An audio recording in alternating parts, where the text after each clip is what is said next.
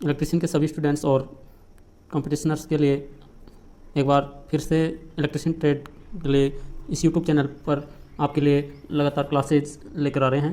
तो मास्टर राकेश, आज की ये आपकी सेकंड क्लास है और इलेक्ट्रिशियन बेसिक सब्जेक्ट की क्लास में हम आज इस सेकंड यूनिट के बारे में डिस्कस करेंगे। तो लेट्स सी, चलिए आगे बढ़ते हैं।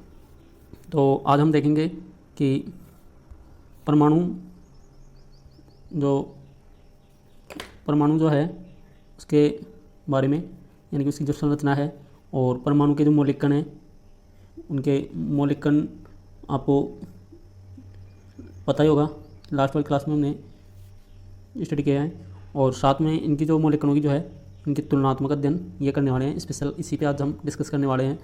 तो चलिए आगे बढ़ते हैं हम। और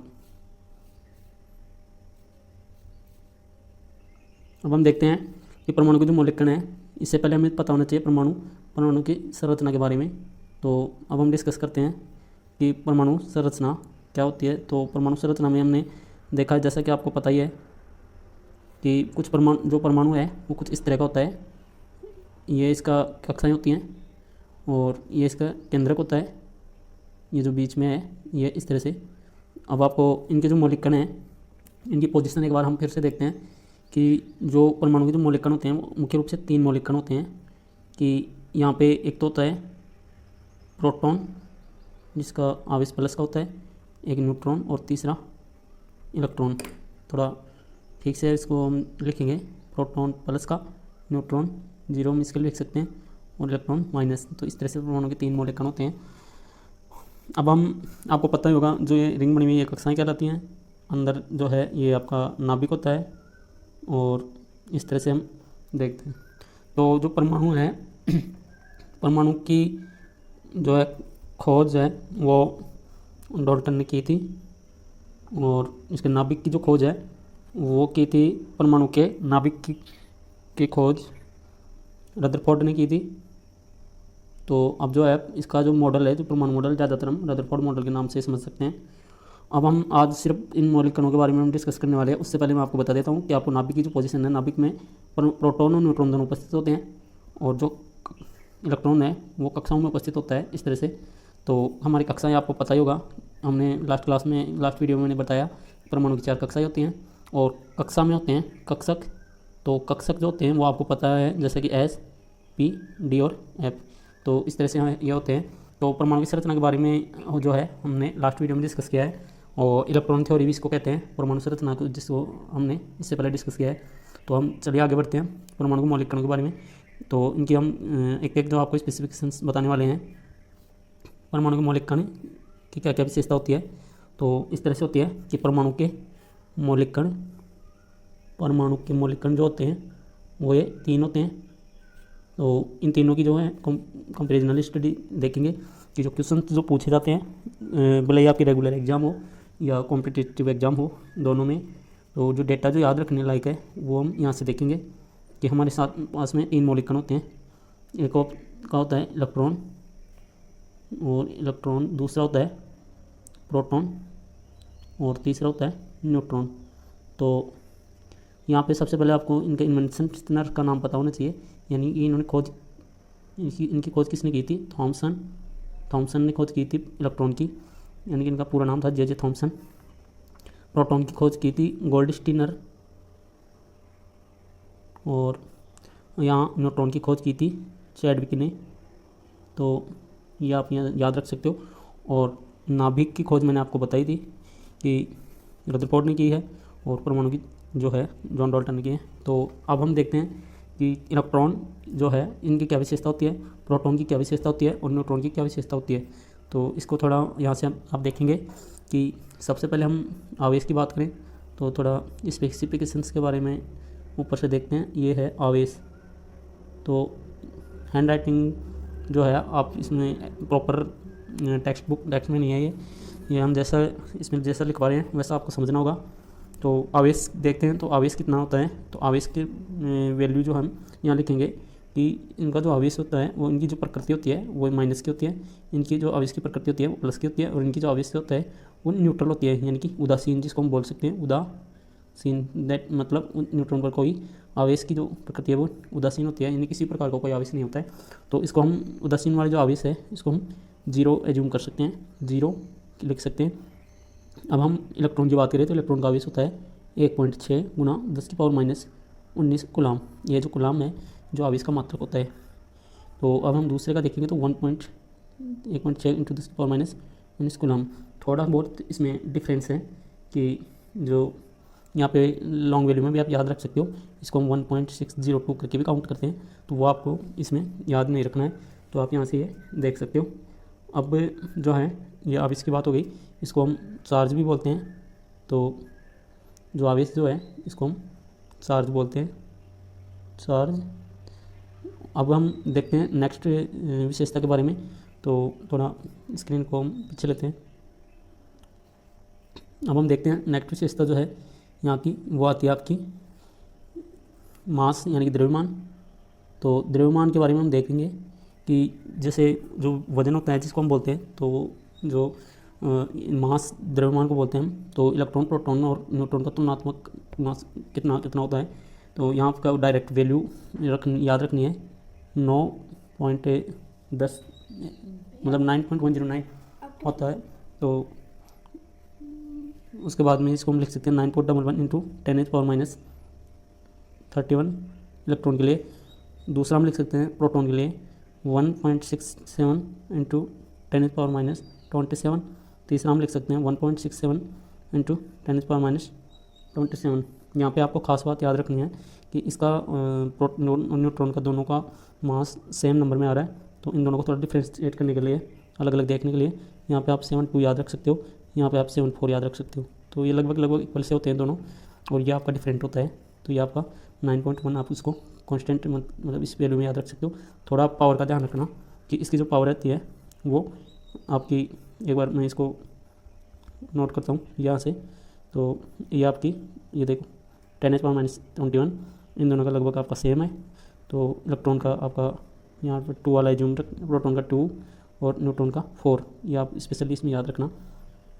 अब हम आगे बढ़ते हैं कि जो मास जो है इन दोनों का वो थोड़ा सा कंपेरिजनल भी आप याद रख सकते हो यहाँ पे, कि प्रोटॉन और न्यूट्रॉन का जो आपसी कोरिलेशन है वो इसमें 1839 गुना इसका द्रव्यमान होता है, और जो प्रोटॉन और इलेक्ट्रॉन का जो है उसमें आपका 1836 गुना इसका द्रव्यमान होता है।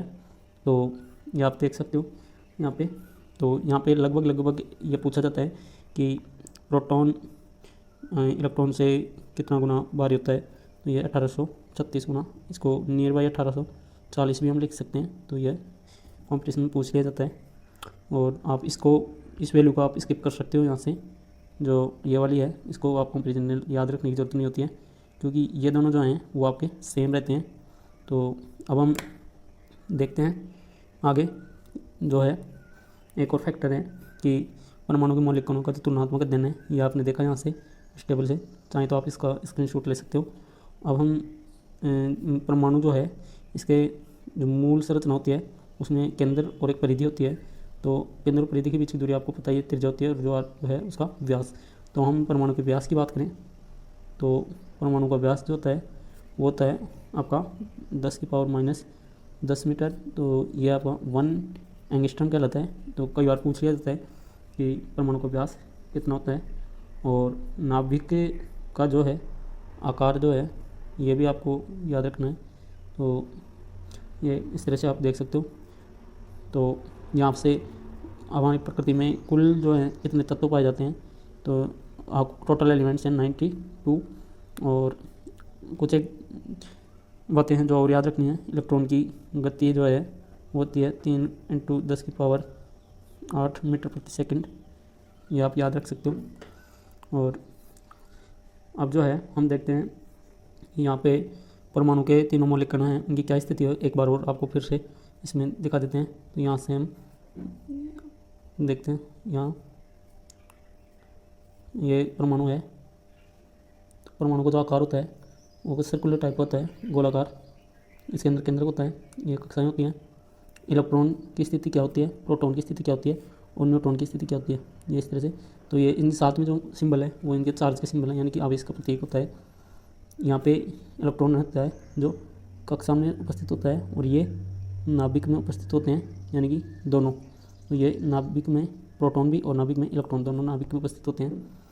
और इनसे पीछे जो है आवेश और द्रव्यमान की जो मान है, जो वैल्यू होती है, वो आप उस टेबल से याद रख सकते हैं। और अब यहाँ से हम देखेंगे कि इनकी जो गति होती है वो क्या होती है। नाभिक वाले जो हैं दोनों वो स्थिर होते हैं, तो ये दोनों स्थिर रहते हैं, यानी कि प्रोटॉन स्थिर तो न्यूट्रॉन भी स्थिर रहता है। और इलेक्ट्रॉन जो है वो क्या होता है, गतिशील होता है। ये आप खास बात है, इसमें याद रखना। अब इसके साथ में एक चीज़ और है कि जैसे प्रोटॉन और न्यूट्रॉन के बीच में जो एक फोर्स काम करता है, जो उनको नाभिक के साथ में कॉन्जुगेट रखता है, यानी कि नाभिक के साथ में बांधे रखता है, तो इसका नाम है अंतरनाभिकीय बल, यानी कि अंतरनाभिकीय बल, कि जो नाभिक के आसपास लगता है, नाभिक के अंदर ही लगता है, तो अंतरनाभिकीय बल। और दूसरा जो है कि जो नाभिक कक्षा में जो इलेक्ट्रॉन उपस्थित होते हैं उनको अपनी तरफ खींचता है, यानी कि केंद्र से परिधि तक जो लगने वाला बल होता है वो दो अणुओं के बीच में लगता है, नाभिक और इलेक्ट्रॉन के बीच में नहीं, सिंपली यूँ कहें कि प्रोटॉन और इलेक्ट्रॉन के बीच में।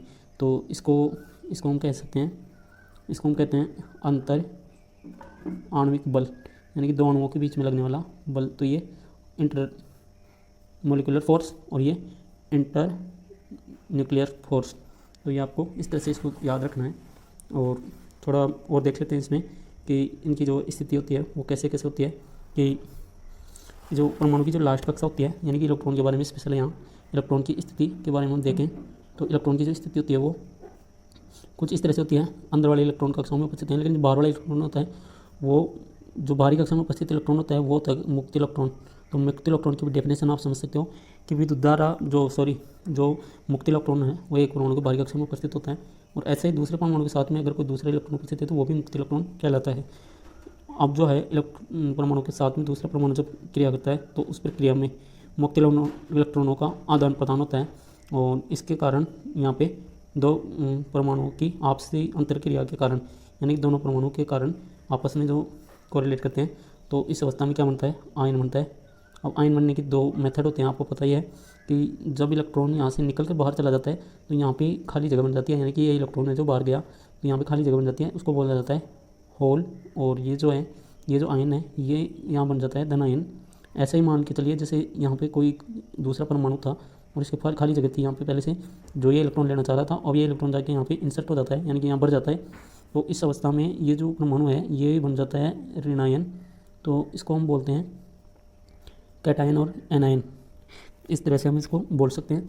तो परमाणु जो है मूल रूप से होता था उदासीन, जिसका आवेश होता था, आवेश मतलब दोनों जो आवेश हैं, जैसे इलेक्ट्रॉन और प्रोटॉन का आवेश को जब हम टोटल करते हैं तो जीरो आता है, न्यूट्रॉन का ऑलरेडी जीरो होता है। तो परमाणु का नेट आवेश जो होता था वो जीरो होता था, यानी कि परमाणु का कुल आवेश अगर पूछा जाए आपसे तो शून्य होता है। और इसकी प्रकृति होती है उदासीन। और जब इलेक्ट्रॉनों का मुक्त इलेक्ट्रॉनों का आदान प्रदान करने के फलस्वरूप ये आयन बन जाते हैं। और आयनों के कारण, आयन विनिमय के कारण जो परमाणु इलेक्ट्रॉन देता है वह धन आयन बन जाता है, और जो परमाणु इलेक्ट्रॉन लेता है वह ऋण आयन बन जाता है। इसे इलेक्ट्रॉन दाता भी कहते हैं, इलेक्ट्रॉन दाता और इलेक्ट्रॉन ग्राही, ये भी आप इसको बोल सकते हो। अब हम थोड़ा सा और देख लेते हैं यहाँ से कि जैसे लास्ट क्लास में मैंने आपको बताया था इलेक्ट्रॉन विन्यास के बारे में, तो वो कॉन्सेप्ट आपका यहाँ पे हम ज़्यादा नहीं लेने वाले। तो यहाँ से हम इतना ही देखेंगे कि इसमें आपको जो है कौन सी चीज़ें ध्यान में रखनी है। तो यहाँ से हम देखेंगे कि कक्षाएँ आपकी होती हैं 4, K, L, M और N। और आपके ब्लॉक्स होते हैं SP, D और F। तो इस तरह से ये देख सकते हैं कक्षा और कक्षक। तो इस तरह से हम देख सकते हैं इनमें इलेक्ट्रॉनिक संख्या। तो आप याद रख सकते हो के में इलेक्ट्रॉनिक संख्या होती है। एक बार मैं इसलिए बता रहा हूँ ये सब डेटा कि आपको याद रख सकते हैं 2, 8, M में 18 और N में 32, S में 2, 3 इलेक्ट्रॉन, P में 6 भर सकते हो, D में 10 भर सकते हो और F में 14 भर सकते हो। इलेक्ट्रॉनिक विन्यास डिटेल से देखने के लिए इससे पिछले वाला वीडियो आप देख सकते हैं। और आज जो है आपने परमाणु के बारे में, परमाणु की स्थिति, परमाणु की प्रकृति, परमाणु का आवेश और इसके मौलिक कणों की स्थिति और मौलिक कणों की तुलनात्मक अध्ययन, और साथ में इलेक्ट्रॉन प्रोटॉन का रिलेशन, प्रोटॉन न्यूट्रॉन का रिलेशन, यानी कि इनका तीनों का आपस में कोरिलेशन जो होता है, यानी कि तीनों का जो तुलनात्मक अध्ययन है वो, और साथ में जैसे आयन किस प्रकार से बनते हैं, कक्षा में इलेक्ट्रॉनिक क्या स्थिति होती है, कक्षक में इलेक्ट्रॉनिक क्या स्थिति होती है, यानी कि किस किस प्रकार से ये भरे जाते हैं। तो इन सब के बारे में हमने जाना, और आशा करते हैं जानकारी आपको बहुत ही अच्छी लगेगी। और वीडियो पसंद आए तो लाइक और शेयर ज़रूर करें और बने रहें हमारे चैनल के साथ।